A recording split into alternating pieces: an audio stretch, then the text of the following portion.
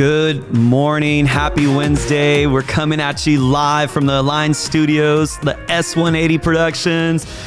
This is the Sauce Podcast with AJ Reygadas. I got a great special guest, a really good treat on this podcast this morning that I'm excited to not just introduce, learn about, have him share a story.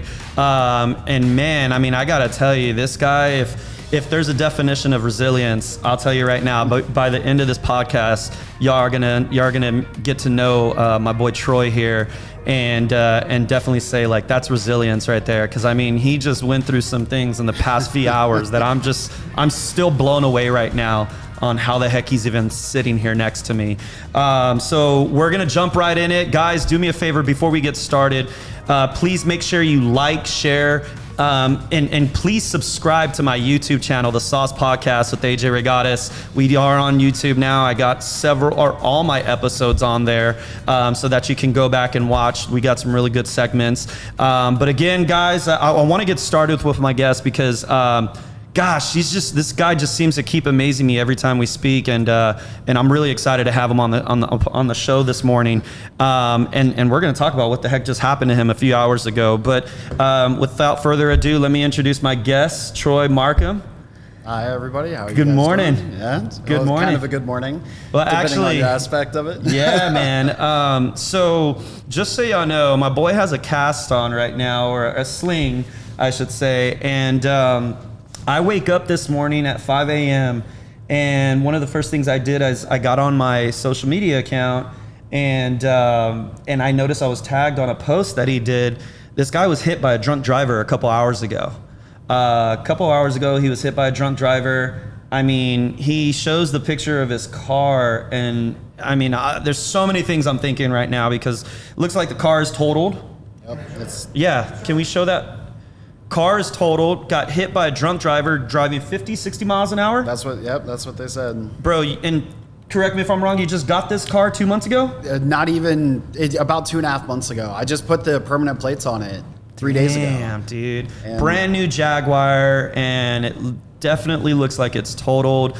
And I mean, bro, let me just get you in here. Let me introduce you. So, Troy Marcum, everybody. Can we talk a little bit about what the heck happened, man? So I was actually leaving. I was leaving wrestling, and was going to stop and get something to eat.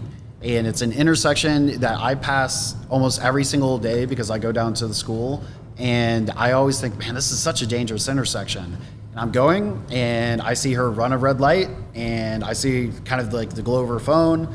And I turn quickly to the left, and she hits me, and I black out, don't remember anything. Like, the rearview mirror's in my hand.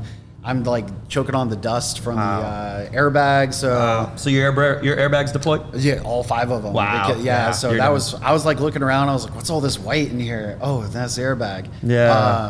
And then she was like stuck to my car and trying to take off. Wow. Like she was trying to split. So I started kicking the door to try to get it open because it wasn't opening. Another couple guys helped me open it. And then I recorded her, and she actually said, like, tell the cops I'll be right back. I have to go to the bathroom. And just took off. So luckily I got her license plate. They actually found her already. They found her. Yeah. Good. So, small victory there. And then I had to go to the hospital, and that was... So correct, you said there's a couple, you're going to need some surgeries, some broken arms? So I've had like 19 surgeries on my shoulder. Damn. I don't have a bicep tendon, and all kinds of rotator cuff issues, glomerular head issue. Wow. So they said that's probably all jacked up. I have to go for an MRI. A ligament and a tear in my forearm, and broke my pinky.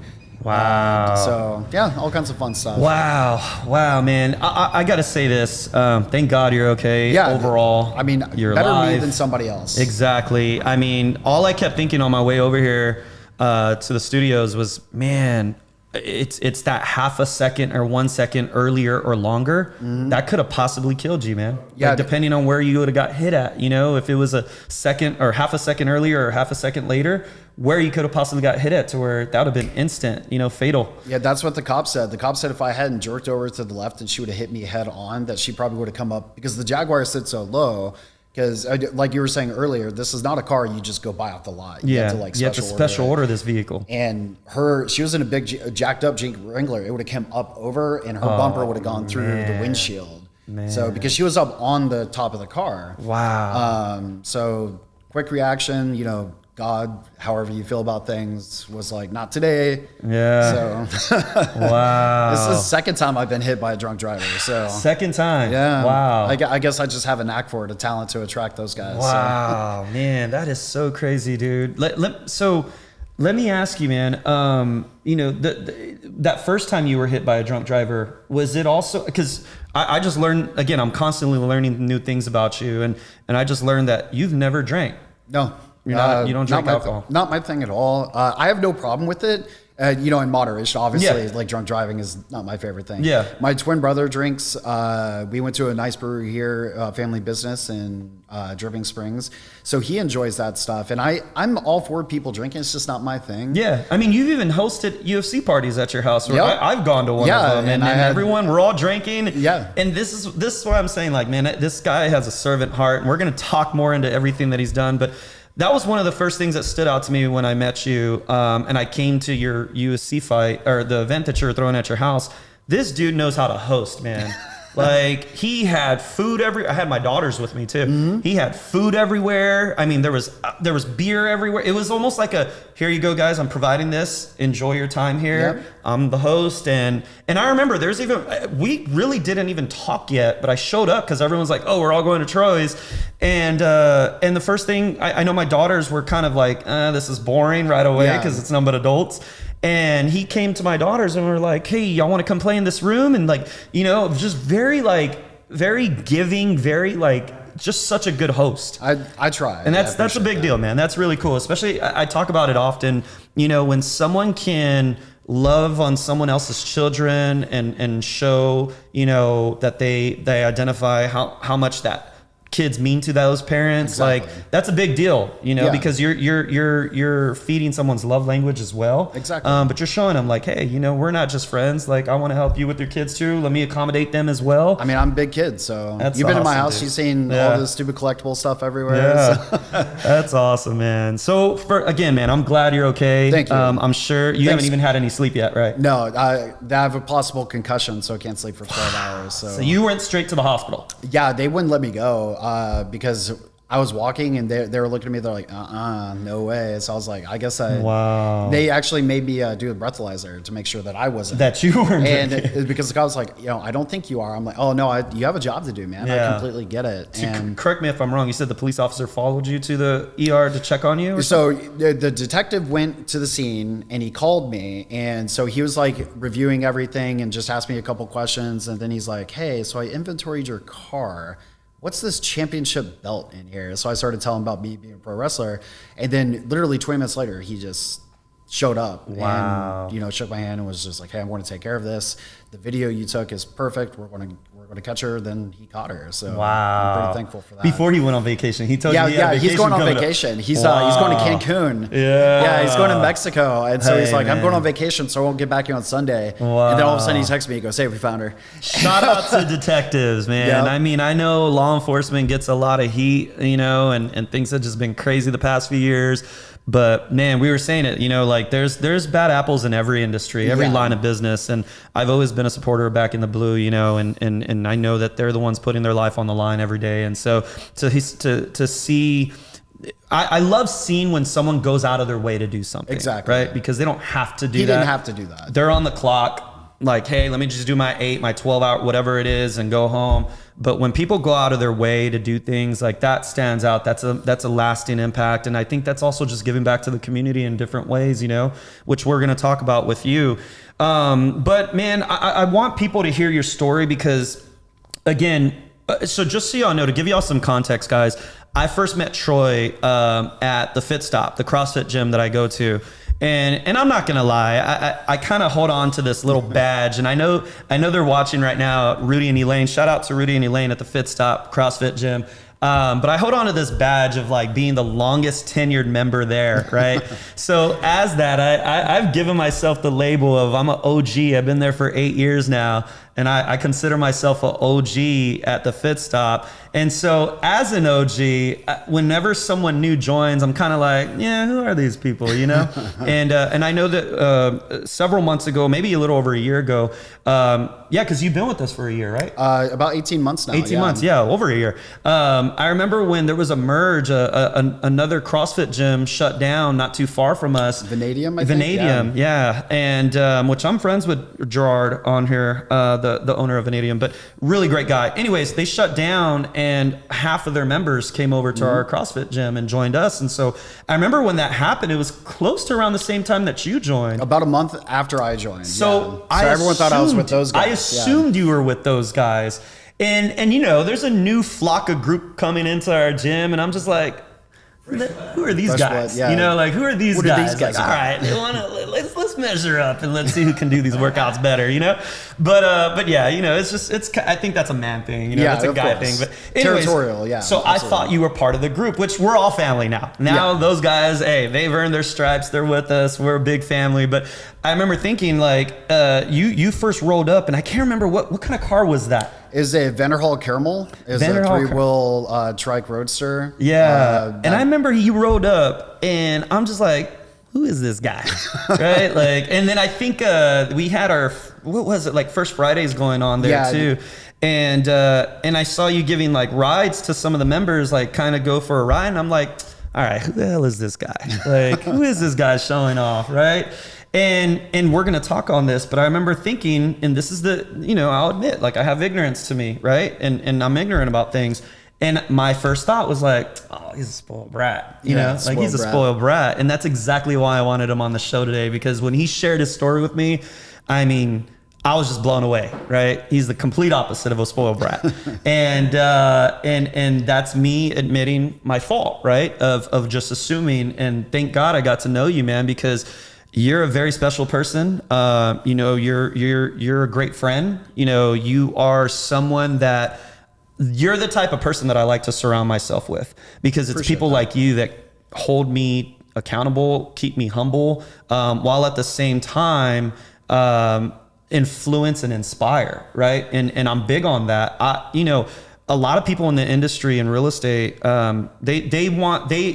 I often get asked, how come you didn't invite me out, bro? And I'm just like, dude, when I go out, I'm usually with my circle, right? Yeah. Like, I'm with my people that I've known for years, that I trust, that I love, that these are people that are come from very humble places. And I hold on to that very, very, I should say, very cautiously and carefully, right? I don't just let anyone in my inner circle. I have a lot of acquaintances, which I can sure you agree with. But there's not many people that I actually consider friends that I actually trust. And so with someone like you, man, like, you're a great person, man. You're a great dude. And that's why I wanted you on the show today. So let's give this audience a little, how should I say, some information about you. Tell me about Troy, your childhood. I want to start with that, man, because it's really big. Yeah. So, like, the first thing I want to do, and I know he's watching, is Travis. Hey, how you doing? Travis is probably the most important person in my life. And he also looks exactly like me because we're identical twins.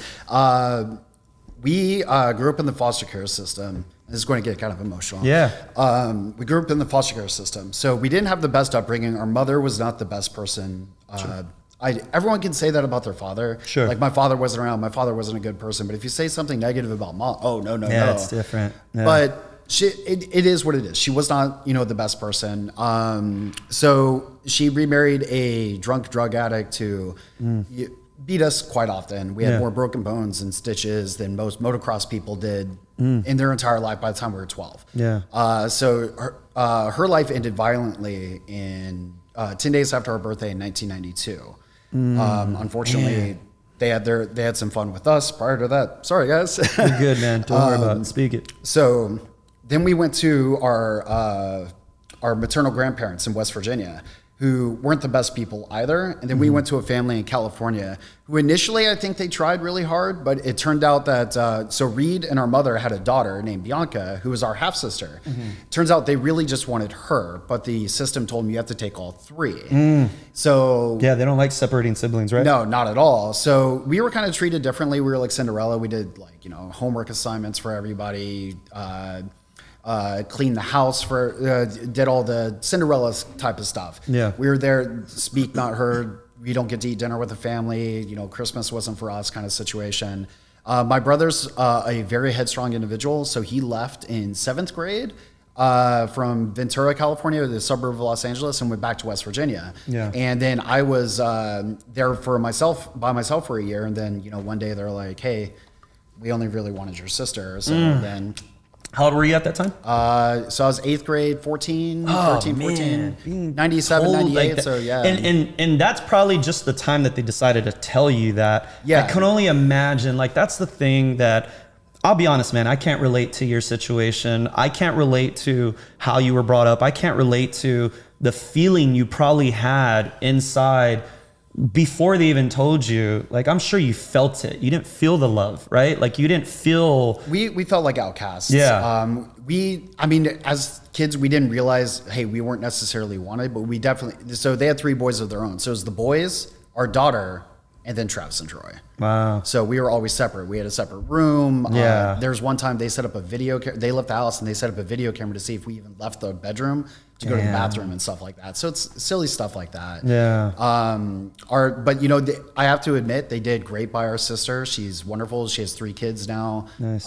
She's doing very well for herself. I believe she's a teacher in San Jose. Her name's Bianca. So, small victories there. And if me and Travis weren't part of that family unit, then they had to do what they had to do to make their family happy. Yeah. I tend to try to see the brighter side of things.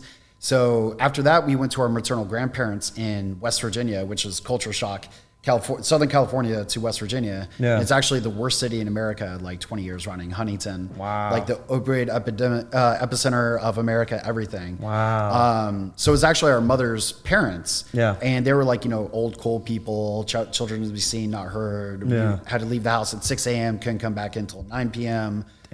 Things like that. They were fairly abusive as well. Like, for example, she broke my brother's nose with a ashtray for telling her she spelled vacuum incorrectly. Wow. Silly stuff like that, right? Yeah. So we got emancipated at 15. We put ourselves through high school, pro wrestling. We did some college. We both joined the military, both did college. And, we don't hold that as a negative. We don't view that. We don't view ourselves as victim. We were victorious of our situation. Amen, man. Wow. Man, there's so many things I want to touch on that you just talked about. I know that's a lot. No, that's so let me ask you, when did you find wrestling? So I hated it. I absolutely hated it. Sorry, Travis. I did. He was into it when I came to West Virginia. Yeah. So it was like height of the Attitude Era, NWO, DX. And I'm sorry, like Travis is older or younger than you? So he's like 30 seconds older than me. Oh, wow. Okay, yeah. cool. Okay. And I know you think that means something, buddy, but I bet you've been dealing with that your whole life. A whole life. Oh, man. So I just teased him because our mother had a C-section. I was like, so technically, if she had a natural birth, I would have been the older one. And he's just like, don't ruin our dynamic. But through that, we thought it was real. And, hey, everybody, sorry, wrestling's a dance. And I don't like to say fake because we hit each other, we fall down. Yeah, really take injuries. Yeah. I mean, there's injuries we're going to talk about that you've had. Cheek split and nose broken, all kinds of fun stuff. Wow. Just last night, Casey Blackrose at the school was helping a guy work through a spot, and he chipped his tooth. And kept going. And Casey's like a true badass. Yeah. And I love him to death. But that's what separates a professional from an amateur. Yeah. Right? And a pro is like, all right, this shit happens, but we got to keep going. I'm a pro. It's not like golf where you get turf toe and you're out for 6 years. We don't have an off season. It's not like the NBA where you don't feel good and your tummy hurts. You get to sit out again. Yeah, I got still a calf, get paid millions. Got a calf cramp, knee gurney, you get off. But so we thought it was real, and we did the backyard stuff, which was silly. But we were a twin tag team, which was special. Yeah. So we could switch places and be baby faces, good guys, and it's cute, or we could switch places without tagging. We're heels, and then it's evil. Yeah. So we got to travel quite a bit and do that. Then we both joined the military. Then after I had left the military, I started doing a little bit more, and Travis was living in Seattle. So I kind of broke off on my own and started making a little bit of a name for myself in the West Virginia, Ohio, Kentucky, Illinois area. Yeah, Midwest area. And then 2015, I decided to, just take a break from it because it was time to focus on real world stuff. Yeah. And then about a year ago, I found here in San Antonio, Chris Marvel in the hybrid school. Yeah. And I can't say enough good things about them. Wow. Special shout out to those guys. JP, Brandon, Casey, Diego. I love those guys so much. And, as much as I'm trying to help them, they're helping me as well. Yeah. I think they call me Uncle Troy. Uncle Troy. Yeah, so I'm like, I don't know how I feel about that, but hey, whatever's floating your boat, guys. That reminds me of at Fit Stop. We're considered the old timers. Yeah, now. the old timers. Actually, now. the 430 workouts considered the old timers. That's all the wine club they call us. The wine club, because there's a bunch of youngins in our gym now. Yeah, so. Dustin, Alan, Luis, me, you, Jerry sometimes. Yeah. Jerry when he feels like coming outside to work. And, I loved it for a long time. And it's a passion of mine. I enjoy doing it. And my question to you about the wrestling though is, was that something that you found as an outlet for you? So actually, yeah. When we first started wrestling, because again, we were abused and we were kind of timid and shy. We graduated high school at like 110 pounds, and we weren't imposing at all. Man, I was skinny. Yeah. Well, then we found weightlifting and powerlifting and started wrestling. So it was kind of an outlet. We got to, portray these characters, and we got to hit people, and everyone always loved it when Travis and I wrestled each other because we beat the ever-loving snot out of y'all could go a little harder since y'all are brothers. And then, literally right afterwards, you want to go see a movie? Yeah, let's go see a movie. So, meantime, I'm sitting there, I'm like, he kicked me really damn hard. I'm going to get him back tomorrow in practice. Just wait till you're asleep, buddy. That's hug your face funny. with a pillow. The twin love, right? I shouldn't say that because he'll really do that to me, right? And then it was really special to us because, we got to meet really special people along the way. So people that are like champions in WWE right now, we got to wrestle and work. That's and awesome, stuff like man. that. So it's really wonderful. Like, about a year ago, I found like 2 actual WWE action figures of guys I've wrestled. Yeah. So I was like, man, this is so cool seeing guys that, I worked with and I love and respect as a little doll. And I have it. It's in my office. And I'm like, this is really neat and special for me. Yeah. So it's a really good outlet. You get kind of the fight aspect of it, but it's also for us competition. Like I know, for example, JP and Casey at the school, every time they wrestle, they pretty much have an attitude of like, yeah, follow that. See what you can do. And I love that because I'm like, I'm probably not going to, but I'm going to try. So let me ask you, when did you join the military? At what age? 2005, December 2010. So that's actually, I got kidnapped to join the military. Yeah. My brother had joined, and I was working at Starbucks in Huntington. And he came in, he's like, hey, I joined the Navy. And I was like, what? Why didn't you talk to me about this? And I was like, why didn't you join something cool like the Army? Yeah. And he was like, oh, it's cool. Go take the ASVAB. And I took it, and I scored like a 76 on it. And I was like, oh, I didn't do that good. They're like, oh, no, you did really well. You did really good. So I was like on the fence about it. And then my recruiter, who's named Jody Mathis, and he just retired. And I'll thank him every day for this. He knocked on my door one Saturday morning. He's like, we're going to go get breakfast and talk about this. Yeah, he drove me 3 hours to the entry processing center and said, they'll feed you breakfast here. Lock the doors, you're not getting out. He's like, I'm not taking you home until you sign up. Damn. Which was the best thing for me. So you joined the Navy as well? That's the branch you joined? Yes, sir. Nice. Our boy Chris Cano, who has the Cano podcast, he served in the Navy. So that's awesome, I did 5 years. I miss it every day. Where were you, in San Diego, or where were we at? So basic is all in Great Lakes now, which is really odd that the Navy has a boot camp and away from the ocean. Okay. But, hey, whatever. And then from there, I went to follow-on training in Portsmouth, Virginia, and then in Florida, and then back to Portsmouth, and then I got stationed in Guam. Wow. Back to Portsmouth, and then 2 days after the earthquake in Haiti in 2010, I was like, hey, if they need anybody, send me. And they're like, oh, you already got hurt. You're not going. Literally 20 minutes later, they're like, all right, asshole, you got your all right, you're going. You're going. Wow. And Haiti was like the worst experience you can ask for. Because 4 months there, I did 843 surgeries and amputations, and then search and rescue. What was your job? What did you do in the military? Combat surgical first assistant. So combat medic, surgical tech, and then I challenged for the surgical first assistant board. Wow. And did that. So I got saw all the stuff. Yeah, amputations. We got little girls out of buildings, which was really heartbreaking, which is how I got hurt. We went back to get her stuffed animal, and then rubble shifted, and we got trapped. Wow. And how long were you trapped for? About 6-7 hours. Wow. Yeah, so were you scared in that moment? Yeah, yes and no.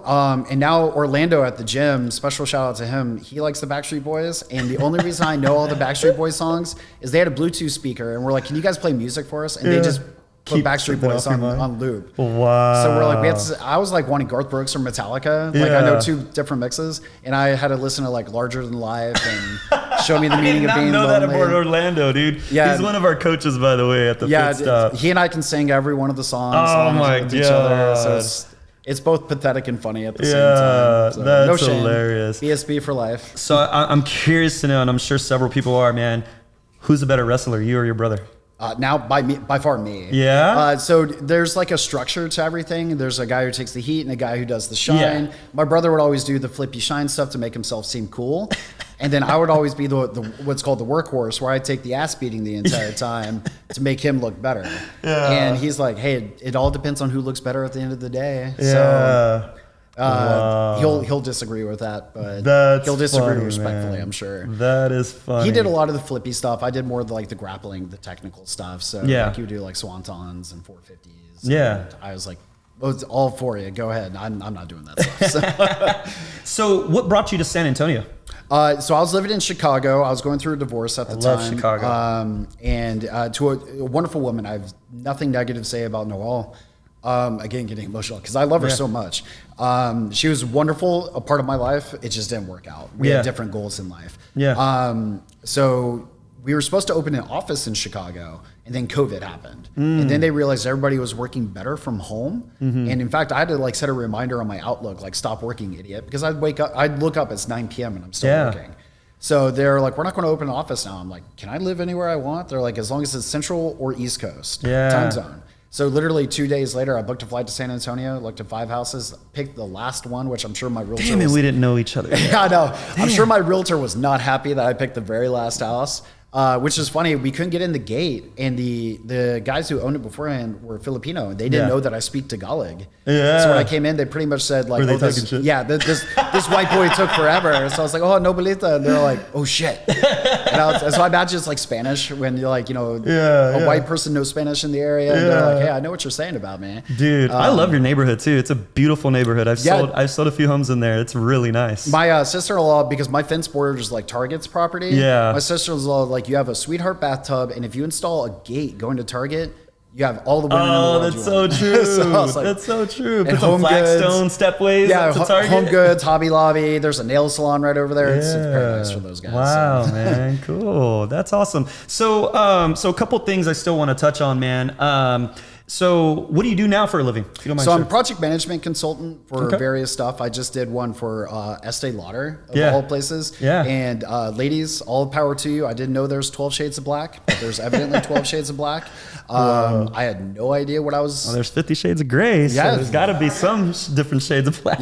What you do in your own time. But it was a really rewarding project. And I got to travel quite a bit doing that, and I learned a lot about it. But it's more compliance and regulatory change management that I was doing. Yeah. So I didn't really need to know what regenerating eye cream was and things of that nature. Yeah. So that wrapped up, and now I'm going to a VA project where I get to go to VA hospitals and tell them how to improve. Thank you, because we need that, man. Which is the positive way of saying, like, you guys are dropping the ball significantly. I've been out of the military for 12 years, and I've probably helped 45 people process their PTSD suicide claims for their spouses. Wow. And they can't get help. Like, it's a big problem, man. I know Kano likes to talk on that too. It's a big problem that we have with the military, man, with our veterans is the suicide rate and just how many people are struggling with PTSD and not getting the help that they need and whatnot. They're asking for it. And that 22 a day number is fictitious because veterans are creative. So it's, you think of the traditional means of suicide, and sorry if this is going to impact anybody. But like veterans are creative, like like, hey, I'm going to get on my motorcycle and go 110 miles into this brick wall, to where it's an accident, not a suicide. Where it's an accident. So or like, I maybe took a little bit too much of my sleeping medication, because the VA is also known as Candyland. They'll give you whatever you want. The first time I went there, they called me Derek and asked me if I wanted OxyContin. Wow. Yeah, the nurse practitioner, and when he found out I was medical, he started treating me differently. Like, he put a stethoscope up to me, just playing around. Yeah. And I was just like, you're a horrible human being. Like, wow, man. Because that's why veterans are getting addicted. You have a community whose bodies are beat to hell that's used to being told, if you don't make your bed correctly, your friends die. Here, take 6 of these an hour. Yeah. So, man, it's rough that way. It's I've seen it with my own eyes, and that's the sad part that I wish, I don't know what else we got to do, man. Like, I don't know what else we have to do to bring this problem to light, because it's been a problem for so long now. But, not many people know this. I'm very private about it. But my dad is a veteran, and he struggles with addiction, right? And so, unfortunately, we don't have the closest relationship that a father-son relationship should look like. And it's been like that my whole life. And so now I keep them within an arm's length distance, you know, as far as my relationship with my father. But unfortunately, he just decided to go a different route, and it sucks, man, because I see it with my own eyes how it progressed and got worse, I should say, for him.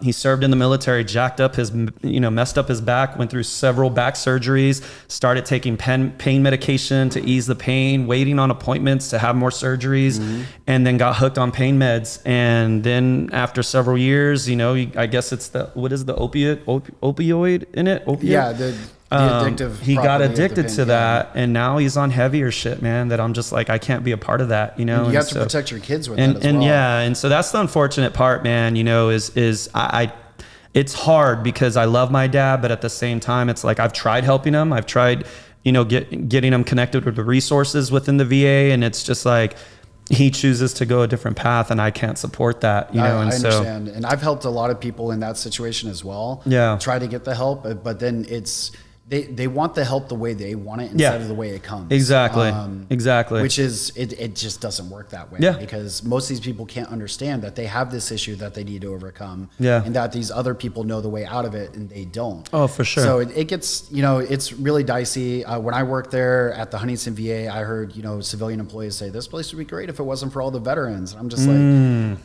my heart was breaking. That's why I had to leave. Yeah. I couldn't stand it anymore. And I felt bad for leaving, because I had like such a strong motivation to initiate change. And now I'm in a position where they're paying me to come in and initiate change. So I'm all for it. Wow. My company said, go in there and tell them exactly what they're doing wrong. And yeah. I said, they need to hear it. No problem. They need to hear it, man. Yeah. You know, and that's the unfortunate part, man. But I don't want to water down this topic, man, because it's obviously an important topic. I believe Stephanie commented, and she's a veteran herself. What's up, Stephanie? Good morning. Good morning, Christy, veteran as well, I believe. Cassandra Duenes, good morning. Stephanie mentioned and said the number is 27 or 29 now. Yeah. That's crazy. Mari, baby mama's watching. Jesse Fernandez, good morning. Chris Duffel, good morning. A lot of our Fit Stop people are watching, so good morning. Sorry, Lane, we're not playing Candyland. Yeah, we're not playing Maria Underhill, Jonathan Rodriguez, what's up, brother? I know we got our 20-year reunion this weekend for high school, man. Oof. Yeah, so but yeah, man, I wish that there was, you know, and again, I don't want to get political because I know that we can talk on that for hours, but with all the money that we're budgeting for our military, I'm so curious to know why not that much is going towards the VA and our veterans and making sure that they're protected and cared for, you know, because look at how many homeless people we see on the side of the road, you know, a lot of them are veterans, and it's like, why aren't they being taken care of? You know, like, these are people that we need to be making a priority, you know? And so that's the unfortunate part of what's going on these days, that I feel like we just need a whole new readjustment and fix to everything that's going on, man, because the money is not being allocated correctly. No, and I think that the VA should be making our veterans a priority with any budget, including how much goes to the defense budget. You know, and so again, man, we can talk on all of that, but let's get back to more about you, man. One thing that really stood out to me too was that on your downtime, you like to dress up as a superhero and go visit sick kids in the hospital. Yes, sir. Do we have some pictures? Can we put some of those pictures on?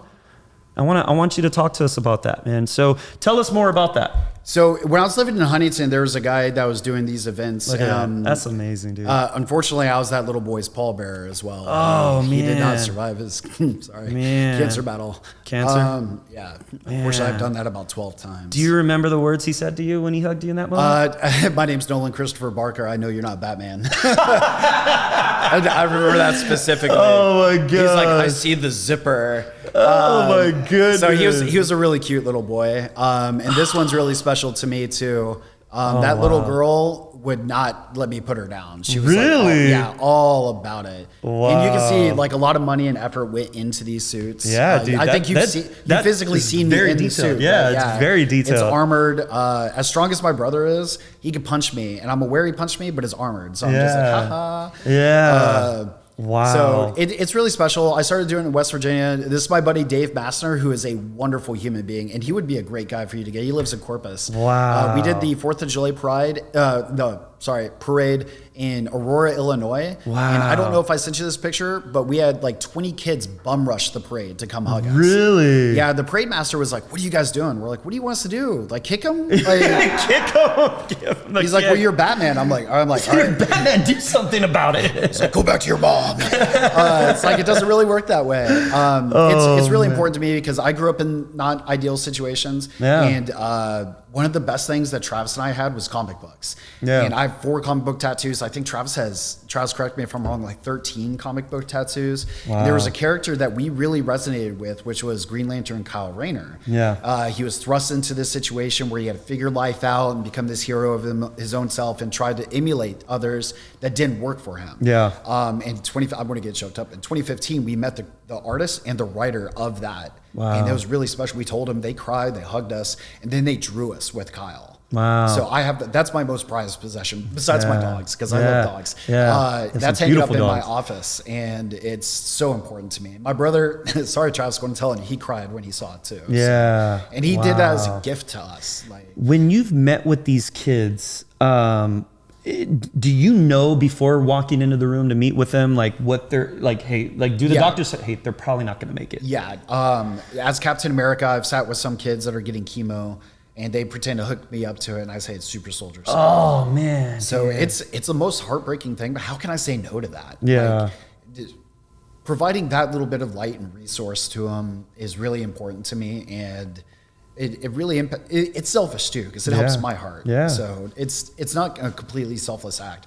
Like, you've seen the suits; they're not fun to wear. The Batman suit takes almost 2 people to get me into it. Wow. Dave, thank you for helping me with that one time. But it's really special to me, and I'm really passionate about it. Unfortunately, COVID has made it rather difficult to be able to do that stuff. Yeah. But no, it's really important to me, really passion of mine to do. Man, I guarantee you've met some kids that have survived, right? That have you've left a lasting impression on them, because I know I have childhood memories that I hold on to this day that I remember, you know? So I guarantee you, just the idea, the kids that have made it and survived, like that memory they're going to hold on to for the rest of their life, you know? And my brother brought that up too. He's like, you're not just making their day, you could be making a lasting memory for them that they'll pass on to their kids. You can be making that change or shift in a redirection in their life too, that a lot of times people don't realize starts at childhood. Yeah, you know? And you don't know the kind of impact you're going to have on anybody any day of the week. Like, for example, everyone's like, do you do the Batman voice? Yes, I can do it. Most of the time it scares the kids. I got to hear this. You got to do it. It's always the dad. So it's like, I'm not wearing hockey pads. Yeah. So it's like, I always think like I just swallowed gravel.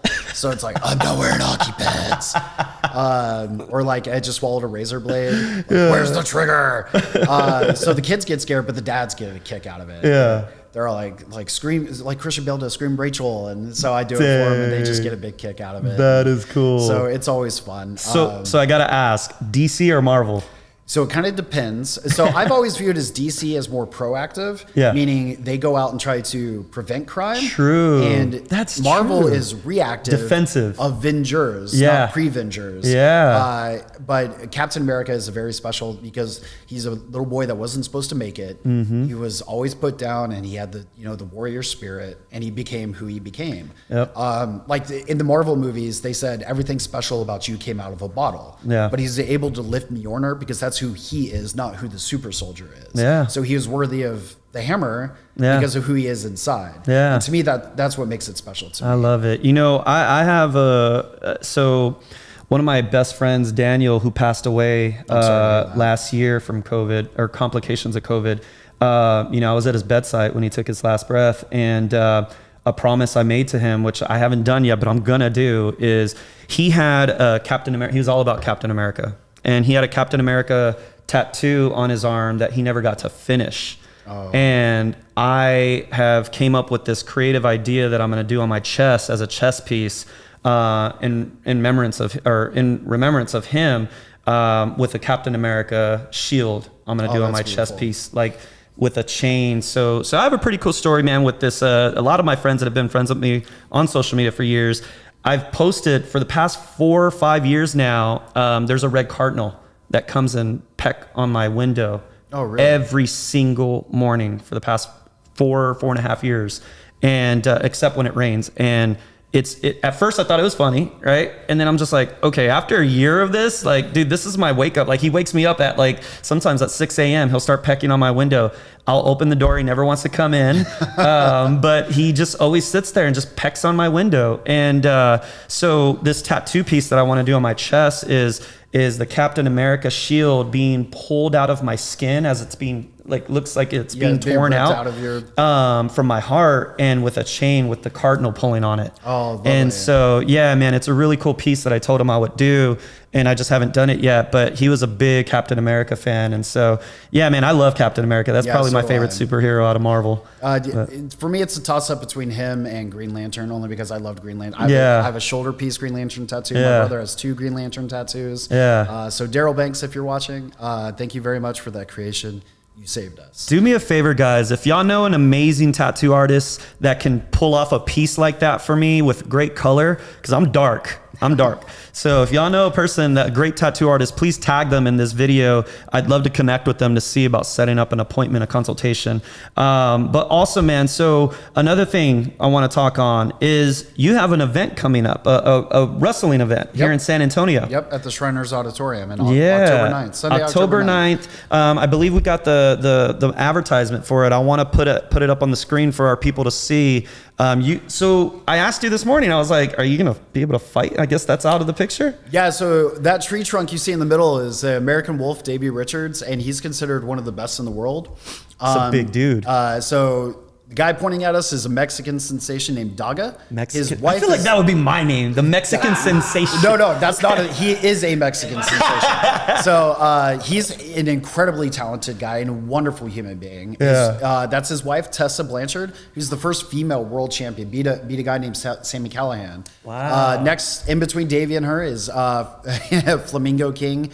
Brandon Weiss, hide your moms because he loves the MILFs. Hide your moms. That's what he says. And Casey Blackrose is the guy that got a tooth chipped and continued training. Oh, that's the guy you were talking about. And he's a legitimate badass. Wow. But the tree trunk dude looking scary in the middle. My brother made this poster. We went for a Stranger Things theme. Yeah, it's October. I like that, man. I've known Davey since 2008, and we've worked with each other a couple times. Yeah. So I'm really excited about working with him. Obviously, now I have a little bit more rehab and training to go into. Yeah. But it's going to be a lot of fun. Hybrid School of Wrestling is my partner with that. And Chris Marvel, I can't, seriously, he'd be another amazing guy to get on. Yeah. He has an incredible story. Bro, get us connected. I would love to hear from I would love to. Yeah, man. Maybe we can do a follow-up segment and have a couple of these fighters. Are they local by chance? So everybody but Davey on that poster is local. Bro, I'd love to do a follow-up and have them before the event. Maybe the week of the event or something. I know you are going to be busy that week, but sometime close to the event. I could probably speak. Sorry, Marvel. I'm volunteering you. Brandon would be really great to have on there. He's a Marine. He has a wonderful story. Oh, bro, let's do it. And Casey calls himself the Broken Brawler. He went through a very tough year. Yeah. And despite all of losing his brother and other family members, he still chased his dream. And it's a really inspirational story. And I love these guys so much. There's another guy there, 2 other guys named JP, who I have a lot of respect for, and we work together quite a bit, and another guy named Diego, who has another wonderful story. Bro, I love it. He's a more smaller guy, and he doesn't care. He'll go up to a 6'5" guy and be like, "Let's go." Dang, I like that. Yeah, he's like, "You may get me, but you'll remember I was there." Yeah, so nice. It's wonderful. So it's Sunday, October 9th at the Shriners Auditorium right here off 281, right by Torchy's. Okay. In a beautiful building. Do you know what tickets are going to be going for? Just so people know? I think about $25 for the special meet and greet and $15 general admission. I think that's getting worked out right now. We're working with. Just so you know, if y'all have never been to the Shriner Auditorium, guys, it's a great venue. I mean, there's no bad seat in that place. No. So I can imagine, is the ring going to be in the middle? In the middle, yep. Nice, man. Yep. So there's no bad seat in that place. Nope. I've been there for events before, and it's a good venue. It's going to be very, with the exception of all the action going on, it's going to be a very intimate setting where you feel like you're probably right there anyway, regardless of row you're in. We're setting the guardrails up about 4 feet away from the ring. Nice. So you might get some sweat on you. Yeah. You may see me suffering while getting kicked in the face quite a bit. Yeah. Which I know will make Elaine very happy. I'm sure she wants to. Elaine's watching. Yeah, of course she is. We're playing Candyland after this, Elaine. But no, it's going to be a wonderful event. Like I said, Chris Marvel's my partner on it, and we're going to have a lot of fun, and it's going to be really special, and we're expecting a pretty great turnout for that. Nice, man. So do we have the actual, I'm curious to know, do we have the link or anything of where to purchase tickets? I can put it on. Okay, yeah, we'll get it back on before we leave, or before we end it. But It's Pro Wrestling Element on Facebook and Pro Wrestling Element on Instagram. Perfect, man. As a kid growing up, I remember this was before WWF really blew up. Yep. Right, but I remember they would come, if not every month, every other month. They would come to the Freeman Coliseum. Yep. And it's really cool. Now I get to compete in the Freeman Coliseum Duality in September, man. So I like competing in that place. But I loved it, man. As a kid growing up, my dad would always get us, my stepdad would always get us front row seats. And it was like $25 a person to get front row seats now back it's then. like $300. Now it's not, you can't even get $25 for nosebleed at a WWF event. But I remember that when we would be at the event, he would go out during intermission to the ticketing booth and buy tickets for the next event. Yeah. And that's how we always had front row. And I mean, bro, like some of my best childhood memories were at the fights. Yep. I remember, the Bushwhackers. Remember the Bushwhackers? I've wrestled Luke. Really? We've wrestled the Bushwhackers. We've wrestled Demolition, Travis and Rock and Roll Express, Midnight Express, all those guys. So they're a lot of fun. I remember all those originals, man. Texas Tornado, like Kerry all Von of Erich, them. very sad story with those guys. Yeah, dude. Wow. But I never got a chance to meet those guys. But they're actually their nephews are performing and doing really great on the independent scene right now. I think they're signed with MLW up in New York. Yeah. Correct me if I'm wrong, internet. I'm sure Casey right now is going like, "That's wrong, man." Which Casey, you can chop me later for that. But they're doing really, really well. And like I can already picture like at those Freeman Coliseums at the end of it, whoever's in the main event's like, "No, next month at the Freeman Coliseum." Brother. Yeah. Brother. So okay, let's talk about this sport a little bit, man, because I think the sport gets a lot of heat from people. Of course, it gets a lot of heat from people that would never step in the ring. First off, let's admit that. These are people that would never step in the ring, and if they did, they probably hurt themselves. Yeah. But this is a true professional sport. Yes. Where y'all train day in, day out. Guys are getting broken arms, like you said, you've had surgeries. Surgeries, broken noses, split cheek from a couple kicks. My brother's broke his collarbone. My brother broke his fist punching a guy for being a dick. So it's a dance. Yeah. The competition part of it is fake, as in, I don't like to use the word fake, but the competition between the guys is incredibly real. Yeah. Like I was saying, JP and Casey would be like, all right, follow that, see what you can do. Yeah. And so that kind of competition, kind of like when you hit a 450. Okay, they put on a good show, and we're next. We gotta up it. Yeah. Nice. So like you hit a 450 450 deadlift, and I'm like, well, I gotta do 460. Yeah. So that's Jonathan's watching too. Me and Jonathan. Every time I see his deadlift, I'm like, oh, okay, he got 440. Let me put on 442. Yeah. Jonathan's also a huge wrestling fan. He and I bond with that. And so it's the competition part of it, is planned out, and that's not kayfabe is dead. Sorry to everybody. So that part of it's, but we really hit each other. We just know how to do it safely. Mm-hmm. And like you said, most guys wouldn't be able to get in the ring. Like you have to intentionally throw yourself to the floor. Yeah, and that floor is hard, right? Yeah, I mean, it looks like y'all bounce, but that floor is hard. Yeah, it doesn't feel good. We're really hitting each other. We're picking each other up, dropping them. It's choreographed to the sense where we tried to do it as safely as possible, but sometimes things happen. Yeah. Like I've broken a few toes, fingers, dislocated my shoulder. I dislocated my shoulder against a guy named Delirious and wrestled for 17 minutes afterwards. It was really dumb. I should not have done that. Youthful ignorance in 2007. But Chris Jericho was on that show, so I was not going to not do that. So it's a lot of fun. Like you said, a lot of guys would be like, oh, I could do that, or I could take a hit. It's more than that. It's, the selling ability to make it look like you're part of this fight. Yeah, for and sure. then even hitting the ropes. I guarantee every student we have learning how to bump and fall. Yeah. That's fine.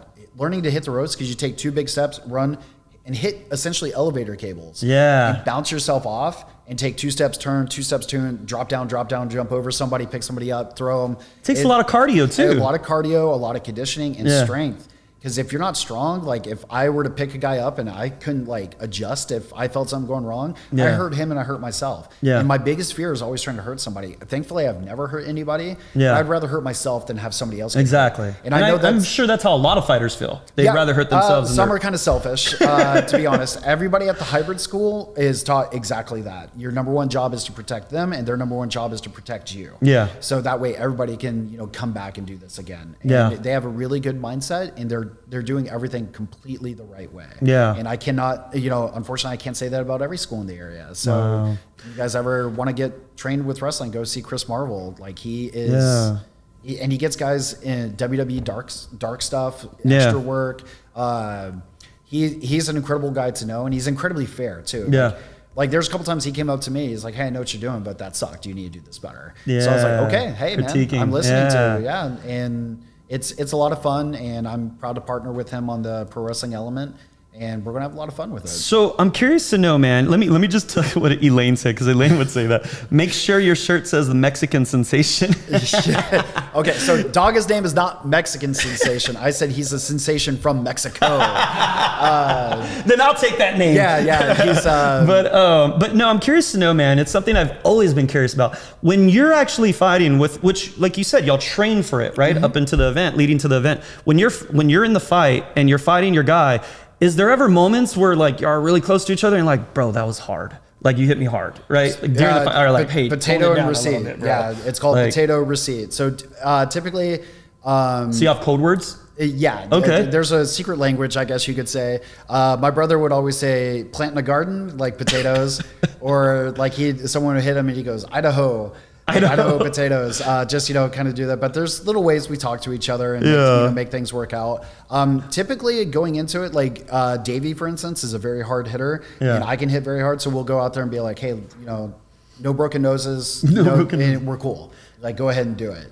I know JP operates the same way. Like you come at him spicy, he's going to come at you spicy. Yeah, Casey, exactly. And that's what I was curious about. Like, let's say I'm, we're at it and I maybe I hit you a little too hard. Is it natural for you to be like, all right, motherfucker, you want to step it up a little bit more? So like, there's typically something called a receipt. Like if you do that, then that means I owe you one. Yeah. Okay. But typically mistakes happen. You get in the heat of the moment. Yeah. Like with Casey's thing, the guy Casey fed in too early, and the guy threw the kick a little too hard, and we're cool with it. Like when a guy, it's called shooting on you, like trying to hurt you. Yeah. So we know that. We have a black belt Muay Thai and Brazilian Jiu-Jitsu guy there named Jesse. Wow, and I would not want to mess with that guy. Yeah. I love him to death, and he seems like the nicest guy in the world. But like, I'm pretty sure he could put your like toe behind your ear and make you squeal. Dude, so he's really impressive. Dude, there's this, speaking of which, I've been stuck on this podcast for the past several nights, or not podcast, I'm sorry. It's on his YouTube channel. He's a young kid, 25 years old, Mikey Milanucci, or I believe. It's hard to pronounce his last name. Young kid, and he's destroying everybody, winning all these world championships right now for Brazilian Jiu-Jitsu.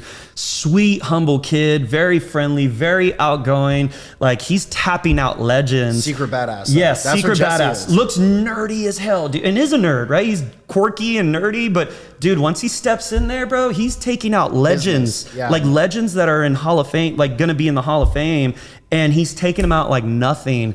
And I love his attitude. As soon as he makes them tap, he's like praying with them and like thanking them, and like he's just a very giving person that I admire this kid. I'm stuck watching all his videos right now. Yeah, Jesse does a lot of the same stuff. So like Jesse, JP, and I would be more the technical grappler wrestlers. Yeah, because we actually have that background. Jesse, I'm not saying I have anywhere near your black belt stuff, but we'll do that, and then we kind of bow to each other afterwards. And Jesse's really, really gracious with it. There's been like sometimes where Jesse's grabbed me and I feel like he's about to do the jiu-jitsu stuff. So I was like, it's work, man. Calm down. We're working together. Like, please don't choke me out in front of these kids. Or like Casey's like, give me chops and stuff like that. I'm like, remember, I'm like 20 years older than you. Yeah. But it's all in good fun. We have a great time with it. There's sometimes it's egotistical. People are really concerned about winning a fake fight, which is to me kind of silly. Yeah. You're there for the crowd, and don't give them pancakes when they want scrambled eggs. Exactly. So what you're doing, I love it, man. Something tells me this event is the type that you get your money's worth at, man, and some. So we're not trying to replace anything in the area. We're trying to offer an alternative. I love it. So some people do more character-based work. We're doing more wrestling wrestling based work. So we're going out there treating it legitimately like a competitive event, an actual sport. An actual sport. Because like, for instance, when JP wrestles, like he comes back broken, out of breath, sweaty. Yeah. And he feels like put in the work. He still didn't feel like he did enough with Damn, that's awesome. And Casey does the same thing. Brandon, you're gonna love because he does like a Billy from Stranger Things 80s douchebag gimmick. Yeah. Members only jacket. Yeah. And he's really fun. And people love that.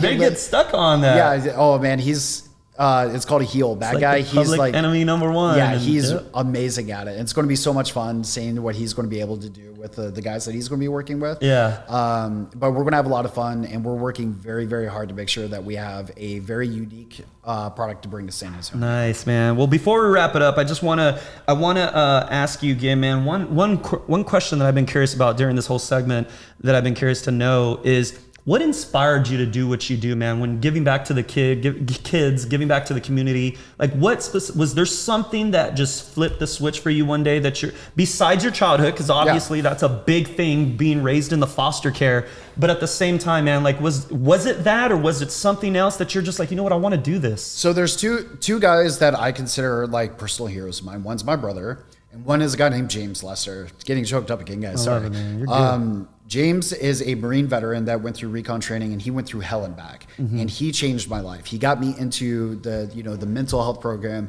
because I have PTSD, and it's something I fought for. So no, I don't. I'm Superman. Nothing. No. Yeah. And then my ex-wife at the time really held my hand to guide me to that realization. Yeah. It's not something I have. It's something I earned. So James helped me with that, and he always said it was your outlet. Yeah. James always said a real man is useful to his community, and he's of use, meaning people seek him out to try to make a positive impact. I love that. So I try to do that in everything that I do. Like, so not to be crass, I've worked very hard to get to myself to like top 3% income earner in the country.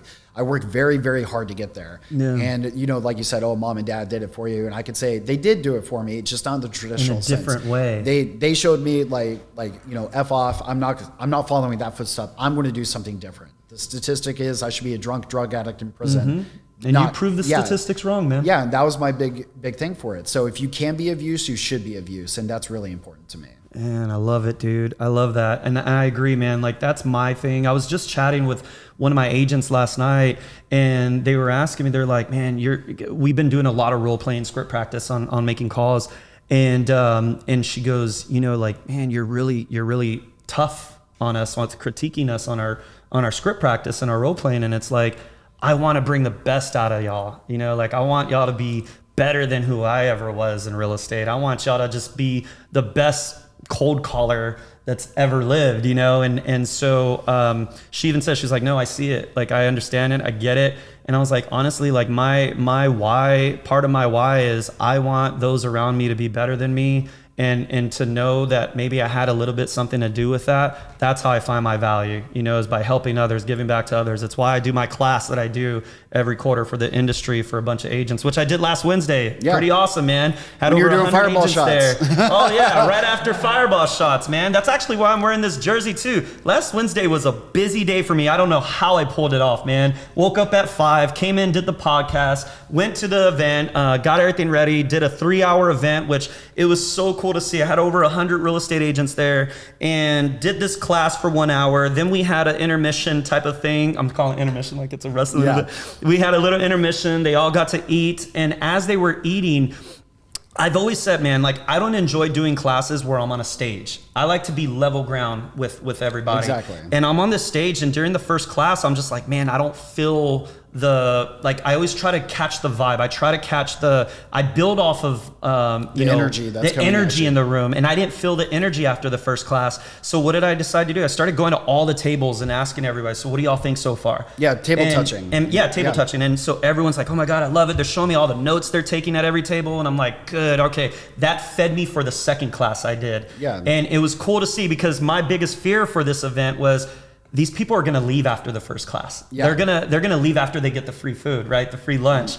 No, dude, I did not see one person leave. Like, they stuck around. So I had over 100 people there for 3 hours with no CE credits to get out of it other than they just wanted to be there and learn, man. And that was really cool for me. So then after that, got in my car, drove up to Houston, went to go see, man, I never thought this would be United possible. You saw? Manchester City.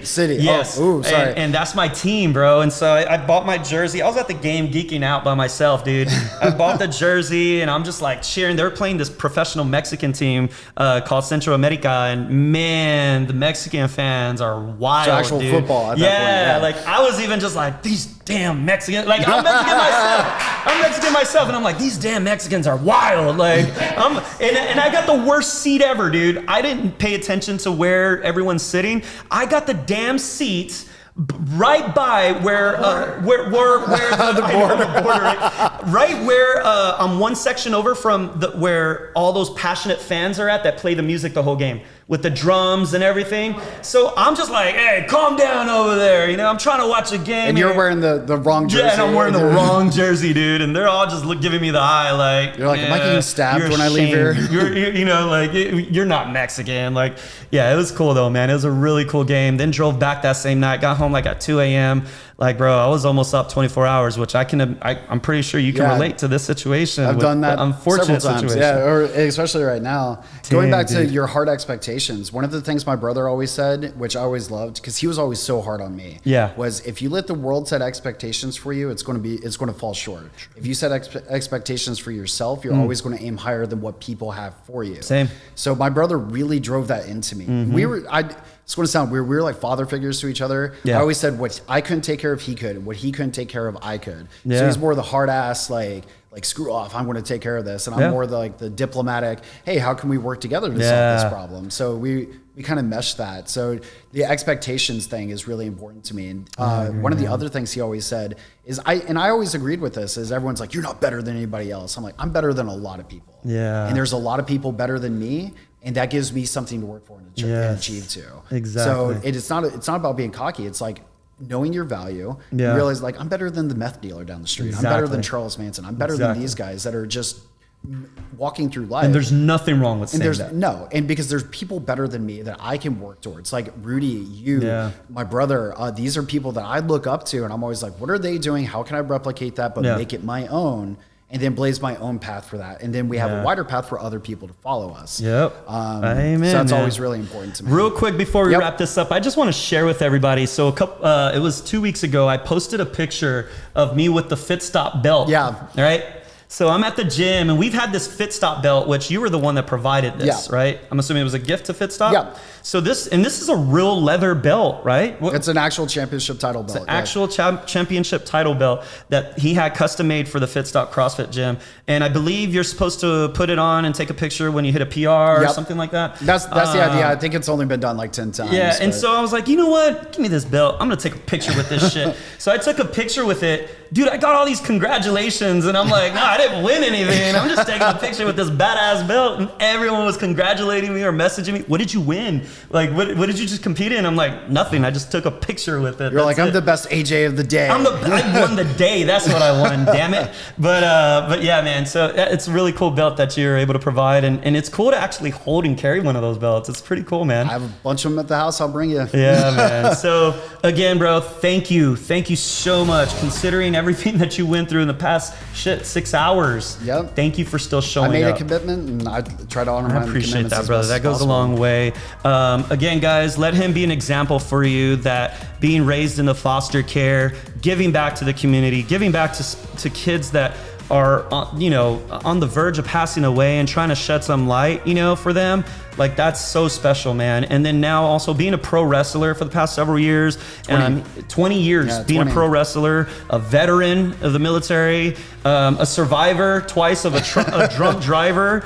God's got a plan for you, man. Yep. And he's not done, and so all I got to say is thank you. I want to have you back before the event. If we can put the event? Oh, there it goes. I want to have you back with some of your people. We'll do another setting on the couch and have all of y'all on that we can interview right before the event. I think that would be great, man. And then I want to buy some tickets that I can also do a giveaway on the show, man, for the event as well. So I'll bring you some comp tickets. thank you for that, brother. Thank you so much. Absolutely. Everybody, thank you for tuning in today. I hope that this inspired you, gave you something to look forward to make your day. Please leave some comments. Tag someone that you feel that this can actually help today. Because, I mean, there's a lot of things that we addressed on here, including PTSD, the suicide rate within our veterans, so tag someone that you feel like that if this touched you, tag someone that you feel like this can be good for as well, because that's what this podcast is about. Is I want to keep inspiring people and come with a different angle than the norm. And just thank you for tuning in. Please like, share, comment, and please go subscribe on my YouTube channel, The Sauce Podcast with AJ Reygadas, coming at you every Wednesday at 7 a.m. live from the Line Studios with S180 Productions. Y'all make it a great one. Stay blessed. Have a good day.